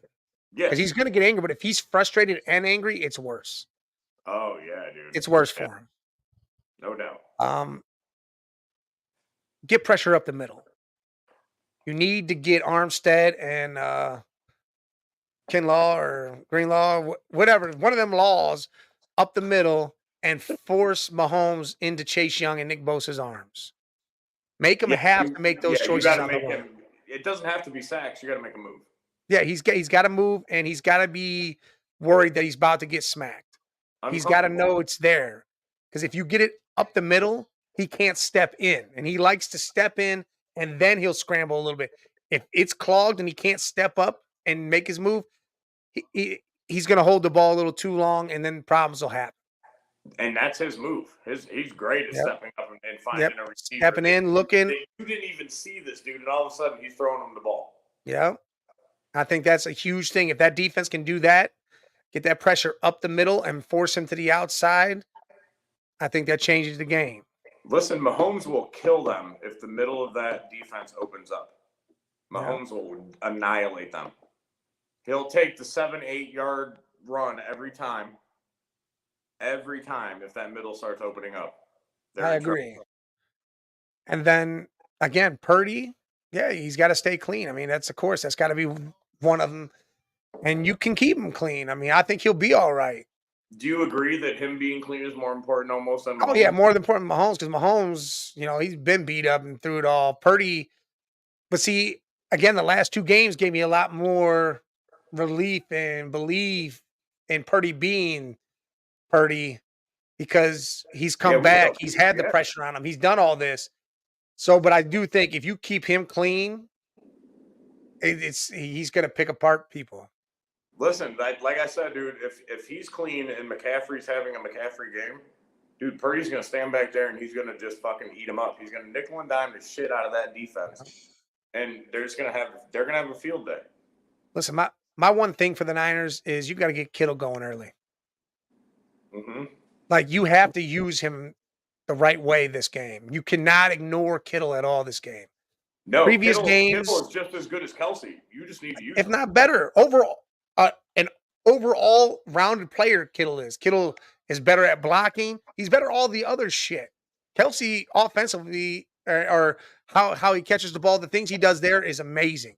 But It's Kittle's more. better It's at all more. the It's other. more. He's more wide receiver to me than tight end. Kelsey is. Yes, that's exactly what it is. So Kittle is the best tight end in the league, but Kelsey, again, he's the catching ability the way he is. But I think Kittle can do all that too. I agree. I just don't think he gets the ball enough. And I think they can't shy away from that this game. If they do not use Kittle right, I think that hurts them big time. I agree. I think in the first half, dude, even if he doesn't have all the catches, dude, he needs 5 to 8 targets in that first half. Listen, you put him in the end zone first, changes the whole game. Oh yeah, and I got to tell Kittle you, scores first, that whole team responds to that. Yeah, and plus now the defense is looking at him, and you open up Ayuk and Debo a little bit more. And then you got Conley, who made some big plays in that Detroit game. It opens up a lot. Use Kittle. And then here comes the CMC train all of a sudden, bro. Yeah. Now Purdy's throwing the ball. It's over. You thought that wasn't showing up. It was just patiently waiting for the tracks to turn. Bam. Mm-hmm. And I mean, that's really what this game boils down to. There's so much you could nitpick, but I'm with you, dude. I think we actually both really hit good on points that they kind of need to focus on to take the game over. 100%. 100%. I'm actually, and I could give a shit about either one of these teams. I'm really excited to watch this game tomorrow. Yeah, this will be a game I actually am excited to watch too. I think last year, I don't think I really watched a lot of it.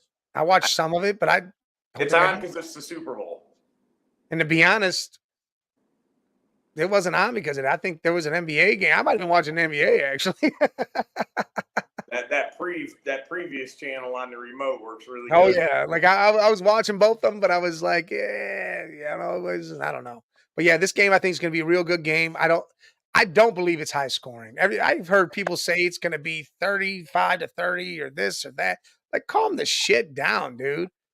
I think there's things that if they happen, it turns into scoring. If CMC starts going nuts, they're going to score. If San Fran's defense opens up the middle of that field for Mahomes, they're going to score. Well, yeah, again, but if each team plays the game they're supposed to play, I think it's no team gets to 30, and I think the under happens. See, I still don't think so. I think the under. It's 47.5, 24-21. I think it's going to be close, but I think it's going to end up going over. It could. But I as long as neither one of these coaches try to pull out some trick play when they don't need to or go for it when they could have kicked a field goal, none of this. Dan Campbell ain't coaching in this game, bro. They're both good. Reggie says, I think this game will come down to the last snap. The last drive, yes, 100%. I think I hope so, because that's we want that. We all want that. As Chiefs or Niners fans, you guys don't want that, but yeah, I want the 32-31 game. Yeah, I want mine to be where Niners are down 21-17 and Purdy goes down and wins the game. You know what I'm saying, though. I get what you're saying, 100%. That's what I want. I don't want 42-10. I want that opportunity where, holy shit, they got to go do this or this game's over. Like, the pressure's on, it's built up. Marshawn Lynch doesn't get handed the ball at all, and they throw an interception and they lose a game. Hey, and we talked about this. That Lions game really showed that Purdy has that. Yep. I think he needed that game. He needed that one and that drive against Green Bay. He needed all of that. This whole team needed those games because they needed to prove to everybody else, hey, we could do exactly what you think we can't do. And here we are doing it. Yeah, I think Purdy needed to prove it to himself a little bit. Look, Red just says it's not going to be 42-10, 55-10 like way back when. It's not going to be any of that. She goes, the Lions had us down, and like down goes Frazier. Oh, yeah, here, ready? Here's Red Jet. Niners, and they suck. And I love them. And oh, yeah. She'll do this all the way till after the game. Red Jet, love you, girl. That's awesome. Love it. It's funny because me and her talk throughout the week and stuff about everything, and she comes on to the chat on a couple other shows, and I do a show with my boy Ted, and he's a big Niners fan, big, and I got to kind of bring him down. Hey, Talk man, chill about the out. list a little bit. Like, all year long, I had to tell him, hey, you're not going to say Purdy's elite yet. We can't do it. Not yet. Not yet. We got to wait. Just wait. He If he goes to Super if he Bowl. wins the Super Bowl, is he elite? Yes. I think If they even if he win, throws for 275, 2 touchdowns, no interceptions, and they lose a close one, he's elite. If it's not his fault, if the Super Bowl yeah, loss is not in his hands, elite.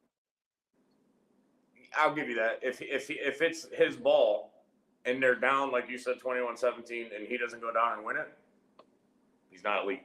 Yeah, he has to do. Yeah, if he has the ball in his hand and he goes down there, but see, the thing is, if stipulations stick, like he throws the ball, guy catches it, and then the guy fumbles it, it's not on him then. It's not on him, Oh it's on no, that yeah, dude. yeah, I'm with you on that. Yeah. Totally. But flip that around, Mahomes is going to go down and win that game because Mahomes is Mahomes. She goes, yeah, corporate Ted. Yeah, he is. He is real corporate. Real corporate. I think he has next to perfect game and we come away with the W, then yes, elite. Agreed, 100%. Again, he don't have to be perfect, just no turnovers, 275, 2 touchdowns. CMC's going to have a lot in this game, so Purdy you got just needs to play Purdy's game. to It's play Purdy literally ball. that He doesn't simple. have to do 350 and 50 yards rushing and 3 touchdowns. He doesn't have to do that. That's not him. Don't No, try to his normal is overplay. 250, 275. Yes, don't try to overplay who you are and what you can Yeah. do. Let McCaffrey take care of you. And this is why Purdy is elite, because he allows the game flow to dictate what happens. He doesn't try to change it by doing more than what he needs to. This is why he was great at Iowa State. His junior year, and me and Ted talked about this, if he would have came out then, he would have been highly touted. People would have wanted him because he had such an amazing year that year. Did everything. And then the next year, everybody had left. It was pretty much just him. I don't know. They were like 8-8 or something. It was something crazy. But those 8 wins, he won those 8 games. Exactly. He was that good then. Like he did a hell of a thing then.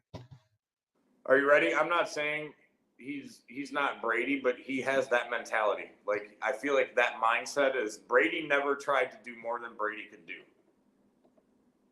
Listen, he's in a line of QBs like that. Like Peyton Manning just did whatever Peyton did. And Brady Peyton threw for 400 yards and 6 touchdowns. That was Peyton's thing. Brady could, yeah, that's what he did. He knew what he could do and what he had to do. Brady knew what he could do and what he had to do. Drew Brees knew what he could do and what he had to do. Even Phillip Rivers knew what he could do and did everything he could do to win the game, but he didn't go outside his line. And that's why they never won anything, because he No, tried. that's not why. He went over Rivers' game. That's not why. Oh, we could argue. The reason why San Diego didn't do their thing, and listen, do you realize what year was it? I can't think of the year. God, why do I want to say 2010, right? Rivers didn't get enough sleep with his 47 kids either. That didn't help. Listen, 2010, the Chargers had both the best offense and defense in football. Mm-hmm. Special teams cost them to go to the playoffs and win the Super Bowl that year. Special teams. Look it up. Best stats, both ends of the ball. Best everything. They couldn't kick a field goal. Their life depended on it. And they were fumbling on kickoff returns and shit like that. Special teams cost them everything that year. Rivers had over 5,000 yards. You had, I forget who was still, I want to say LT was still maybe rolling. You had guys still rolling. You had players he was still doing his thing. Listen, you could nitpick that though. Like every loss, listen. What if Biner don't fumble? Yeah, Browns are the thing. I know. What if the drive never happened? I think Phillip Rivers is a good QB, but we could argue about. I think you're putting him way higher than I do. I'm just saying he did what he knew he could do. That's what I'm saying. I'm not saying he's in the elite class of those guys. I'm just saying he's one of those QBs that just did what he had to do. Whether or not they got the win or not wasn't on him. I think he overstepped what he could do sometimes. And I think that turned into some of his. I think he was forced to do it. His 330, 3 touchdowns, and 3 picks. I think that turned into some of that because he tried to do more than. Dude, he had LT back there for some years, dude. And you want to talk about? They were fucking ballers. You want to talk about another stud, dude? LT. But anyway, I didn't mean to get on the Rivers thing. But yeah, no. Listen, But like I said, you had guys like that, like Big Ben. Big Ben did what he had to do. Trent The Dilfer. game flow dictated the game, and he allowed it to happen and played with it. He didn't try to outdo it. He didn't try to change it. It just happened. Yes, and that's what makes you a great QB. Yes. And that's what he is. Like she says, she goes, he managed the game well. Can't debate this. No. But I'm not gonna call him a game manager because again, I've seen him do above what that is. Red, who you talking about? Rivers? Talking about Purdy. Oh, I didn't know who she was. That's why I was asking. I didn't know who she was talking about. What I'm that? pretty sure she's talking about Purdy, but my thing is earlier, like I said the Lions of baby she had earlier said, like down goes Frazier. I put that game as the Rumble in the Jungle. It was Muhammad Ali versus George Foreman. What game? The Detroit Lions. came out Niners? swinging, dude. Talking about Just the Lions. haymakers. Bah, bah. After that halftime, they got tired, and you saw good old Muhammad, Yeah. whoop, whoop, float like a butterfly, sting like a bee, and busted that ass. Yeah. Purdy went back to the corner right before the 12th round and said, "I got this." Yeah, and they took over, and that's how that went down. And that again, like we've been saying, that proved that he's ready for this. This light's not too bright. He doesn't care how bright the light is. He's gonna go out there and play his game and do his thing. If it And was not for those two games, I'm more scared for him in this Super Bowl. oh yeah, we'd have a different conversation right You now. know what I'm saying? Does that make sense? I'm trying to say. If they didn't win those games in those fashions, we would say the Chiefs would get up and then Niners can't come back. Because that's every Niners fan fear this whole year was we're a front running team. We get up and ahead, we won't lose because no one's chasing us down because we can stay running. And that's why when those games happen, I said to Ted Thursday, I said, those two games are what has made all you Niners fans a little bit more cockier because now you can believe that he can do that. That he can See, go down that last drive and win. That he you can come used back and you, win by double digits. you used cocky. I would use comfortable. You now are comfortable as a Niners Well, fan. if you knew these We got Niners fans that were in these chats or shit, No, I'm dude, saying now. Like now, you're going, man. no, they're cocky. I'm gonna sit back and breathe. Like, look at this dude. We got a QB. Listen, they're cocky as hell. Their Well, scores were like 44-10, 52-17, shit like that. you lost to the Browns. But no, that's they were kind of cocky, and you had to settle things down. Like, hey, listen, and they're all calling me, "You're an undercover Niners fan, ain't you?" I'm like, listen, I love this team because of how well rounded it became, how complete it became after those two wins. If And those two wins don't happen, I don't feel this way. it's I because don't of one talk guy. this way. It's because of one guy. The rest of the team, we already knew they were good. You know who Yeah, CMC is. You know who Debo is. You needed Purdy to go, hey, ready? Here I am, dude. I got yeah. this. Give me the ball. Let the spotlight shine, and I'm going to show you that it ain't too bright for me. And that's Mister, exactly what you needed. listen, Mister Irrelevant became relevant real quick. Listen, he's a stud, dude. And I don't care if they lose this game. He's a stud. Yes, he did what everybody asked. Oh, we got to see him do it again. All this year, he did it again. Yeah. Niners got their QB for a long time. Thanks, Linda. Thanks. Appreciate that. Yes, Thank again, you. like it says, we are live on Roku on the Northeast Streaming Sports app. Make sure you download it if you got Roku TV. Watch us on the big screen. Doing the wave and the cheap seats. Love it. And it's I love the being here. cheap seats. I love it. I love being here. But so what's your prediction? Yeah, but we've given predictions before. This is the last time you could say what you got to say, why you're saying it, score and everything. And here's what I want you to do. I want you to give me one player that's gonna stand out that normally wouldn't. Or no, give me your MVP. Give me your MVP. I think it's hard to not just stare at CMC for MVP. I really do. I think he's excited to just be like, yo, give me the ball. He wants to be Purdy now. Like he wants this to be his game where he goes, spotlight, give me the ball, throw me the ball, hand it off, whatever you got to do, Yeah. give me the ball. because I'm going to show you. He's going to have, he wants his 200 all-purpose yards. Oh yeah, he does.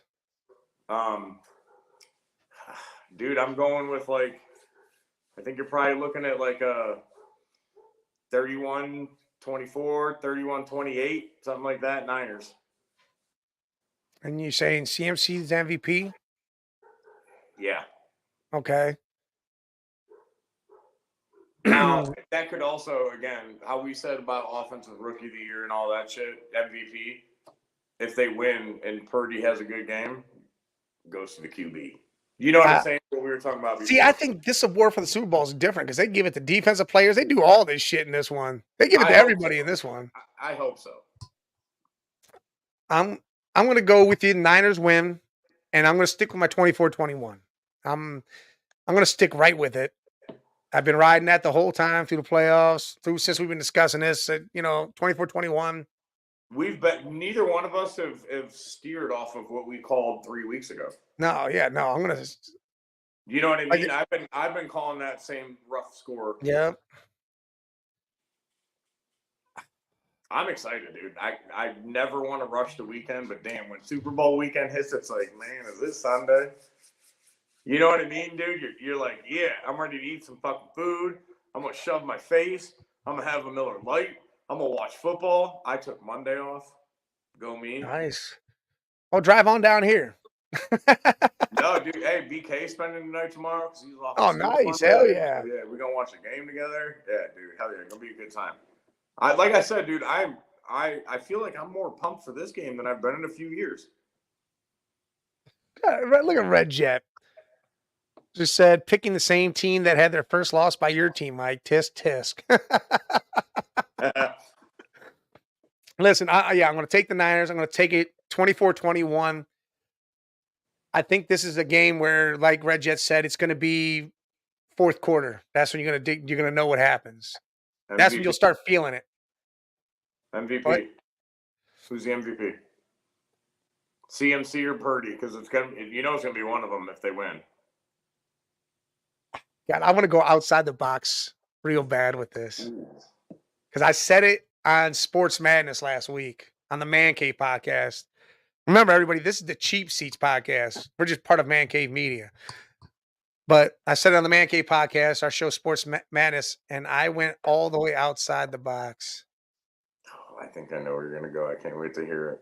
Nick Bosa. Nick Bosa. Oh, see, if Nick Bosa disrupts like he can, like the anger he has, do you understand what they've done to this man now? The fire alarm going off, the shitty field they've been playing in because the NFL had to move them to the UNLV playing field. Dude, Nick and CMC are the two most pissed off people on the Niners right now. They've come out and said it. They're pissed. Here's my issue with Bosa. You shouldn't need that. You shouldn't need that shit to come out and play that game. No, you don't. But I was just saying they're just pissed off. They're just mad. I think Bosa needs that. I don't think Bosa's in every down. I don't think he's in every down. I'm a 100% player. I think he takes plays off. And if he does come out to this game and he plays the way Nick Bosa could play, bro, you're right. He could control a game as much as Purdy or McCaffrey can. He's that good. But again, I'm going to say in all reality, it's going to be CMC. But Nick Bosa, if he does what the defense needs to be doing, I really like Nick Bosa to win it. But I could see Fred Warner doing that if Fred Warner plays that type of game. You know what I mean? You want to throw. Remember Ray Lewis won the damn MVP. I mean, right? You know what I'm saying? though? If Fred Warner's a stud, if he comes out and has that sort of game, if he takes Kelsey away and does everything that needs to be done, yes, this is crazy. And I think Fred Warner is the guy that actually could do that. I'm not saying he's going to, but he can. No, 100%. 100%.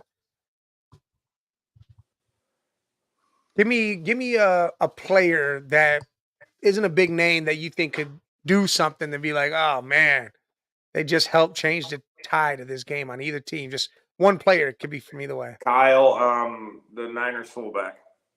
Oh, Juice? Yes. I'm telling you, dude. Juice.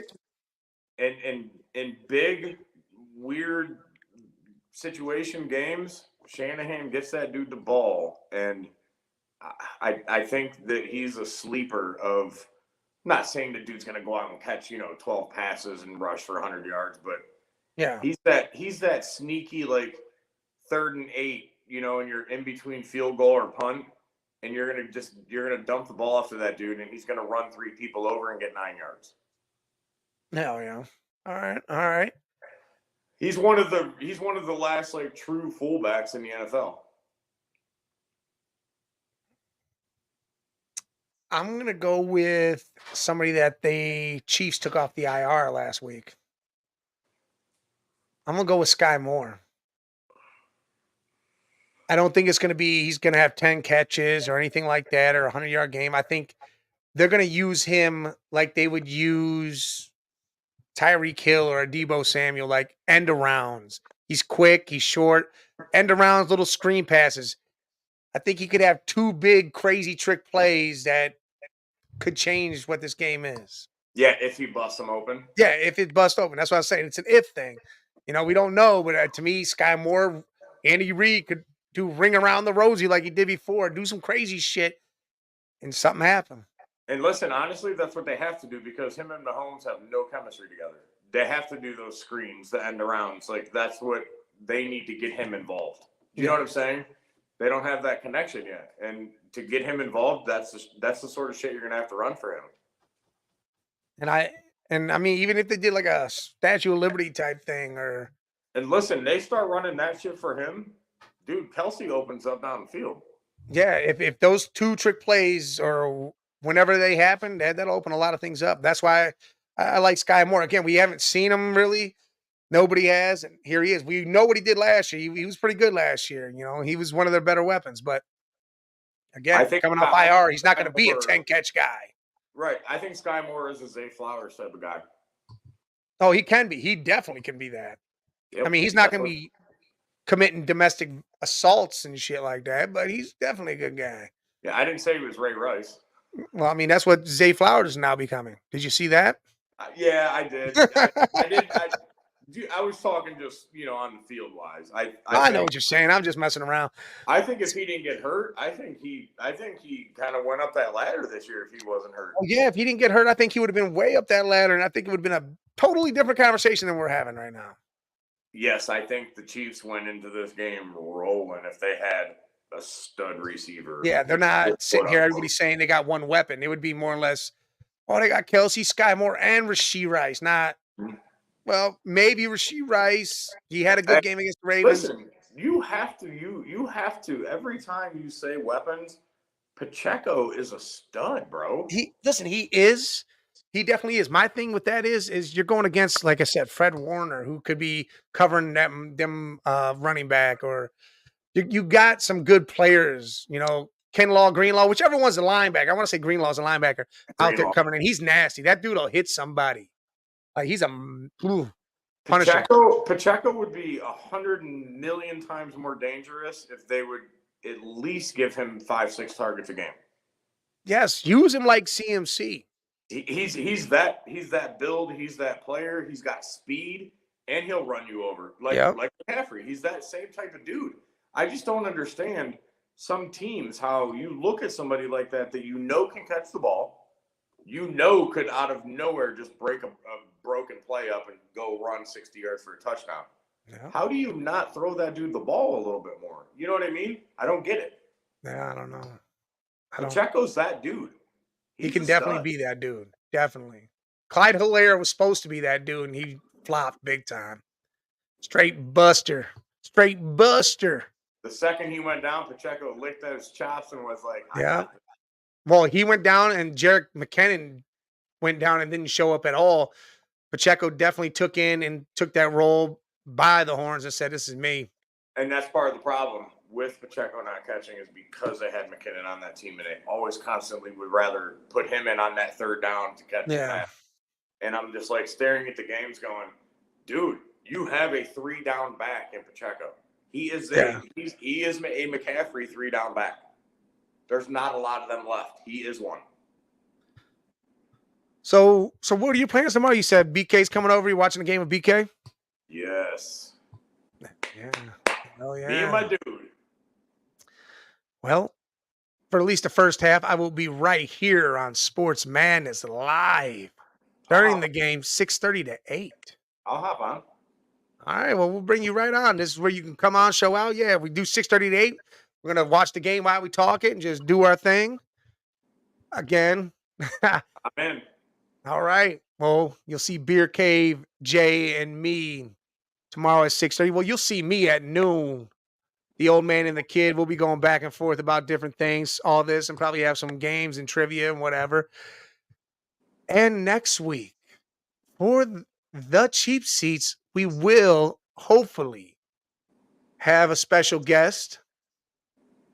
And he is what they say the mock draft guru. So we'll be talking a little draft since football is officially done. We're going to see what happens with these Browns or see what players we can see. See this? I'm already starting to get sad because it's football about to be over, bro. That's why we're going to keep it alive.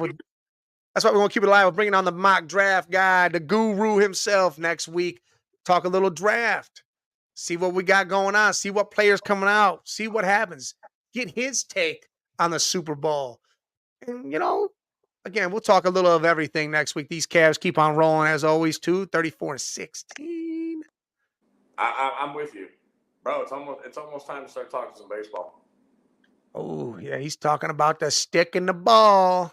Good old baseball. It is coming. It is definitely coming soon too. Like it's like snuck up out of nowhere. It felt like it did. And then right along with that, you got March Madness, like I talked earlier, and this is going to be one of the best tournaments in years because again, ever. You could say ever. There is no clear even top none, 10, bro. There's no clear top 25 anymore. They all lose. They all keep losing here and there, and you're going to have a 14, a 15, and a 16 seed probably win. I love it. So do I. I absolutely enjoy that. Tournament, the type of Super Bowl, bro. We're rolling into some great sports for real. Yes, everything's coming right here because again, go from the Super Bowl, college basketball, and baseball, and then the draft. Hockey is still going on. You're going to have the Stanley Cup Finals, which I do have a hockey guy who will come on with us and talk us through some hockey. Yeah, I'm excited for that. And then again, we roll right through into NBA Finals, NBA playoffs, mid-season baseball. You got a lot of sports coming on, a lot of sports coming on. Just so y'all know, the absolute best place to talk, argue, discuss all these sports is where? The damn CheapSeats. That's it. That's where it's at. Oh, yeah. And for all you NASCAR enthusiasts, Daytona is coming up too. They're always going to make a left turn. They're coming up now. Dude, my boy Chase Elliott. That's why my boy Chase Elliott. That's why I couldn't drive NASCAR because I'm like, man, I just want to turn right. I'm going against it. Going against the grain. We're Speedway. I'm making a U-turn right here. Fuck you guys. I'm going in the pit the other way. Yeah, I'm going in your pit stop this time. You got. That's right. I'm stopping in the first one. I like pump number one. You're going to Big Mike's pit stop. Here I come. Here I come. All right. With all that, again, this was an amazing show. I appreciate everybody. We appreciate everybody that joined the chat. Everybody that joined earlier when I was riding solo for that little bit. Again, it doesn't matter. We were throwing out praise for the young man's team, BK, and the fundraiser, making all that money for the jerseys, their shirts, and everything they do. Cardinals baseball up there in Sheffield. But we will be back next Saturday, 4 to 6, again with the mock draft guru, hopefully. And until then, let's see what this Super Bowl is all about. And you all have a great night.